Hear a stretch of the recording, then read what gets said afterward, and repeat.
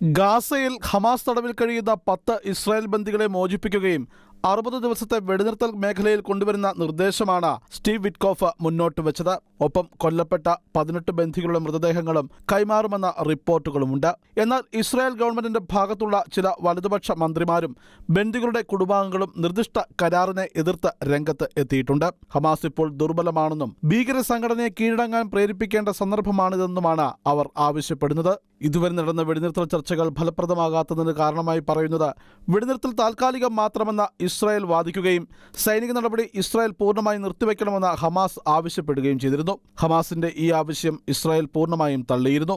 ഇപ്പോഴത്തെ അമേരിക്കൻ നിർദ്ദേശം ഹമാസ് പൂർണ്ണമായും അംഗീകരിക്കുന്നു. പകരമായി അവർ ആവശ്യപ്പെടുന്നത് ഇസ്രായേലിൽ ജീവപര്യന്തം തടവ് അനുഭവിക്കുന്ന 125 പാലസ്തീൻ ഭീകര കുറ്റവാളികളെയും 2023 ഒക്ടോബർ 7 യുദ്ധം ആരംഭിച്ചതിനു ശേഷം തടവിലാക്കപ്പെട്ട 1111 ഗാസക്കാരെയും നിലവിൽ ഇസ്രായേൽ കസ്റ്റഡിയിൽ കഴിയുന്ന 180 പാലസ്തീനികളുടെ മൃതദേഹങ്ങളുമാണ്. പുതിയ വെടിനിർത്തൽ കരാർ നിലവിൽ വരുമെന്നും ഗാസയിൽ നിന്നും ഇസ്രായേൽ സൈന്യം പൂർണ്ണമായും പിന്മാറുമെന്നും ഹമാസ് വൃത്തങ്ങൾ പറയുന്നുണ്ടെങ്കിലും അത് നടക്കുമെന്ന യാതൊരു സ്ഥിരീകരണവുമില്ല. എന്നാൽ ഇസ്രായേൽ വലതുപക്ഷ മന്ത്രിമാരായ അമിത്ഷായ് ചിക്ലി, തീവ്ര വലതുപക്ഷ മന്ത്രി ഓറിറ്റ് സ്ട്രോക്ക്, ധനമന്ത്രി ബെസലേൽ സ്ട്രോമിച്ച് എന്നിവർ മുഴുവൻ ബന്ദികളുടെ മോചനം സാധ്യമാകാത്ത കരാറിനെ എതിർക്കുമെന്ന് ഇതിനോടകം വ്യക്തമാക്കിയിട്ടുണ്ട്.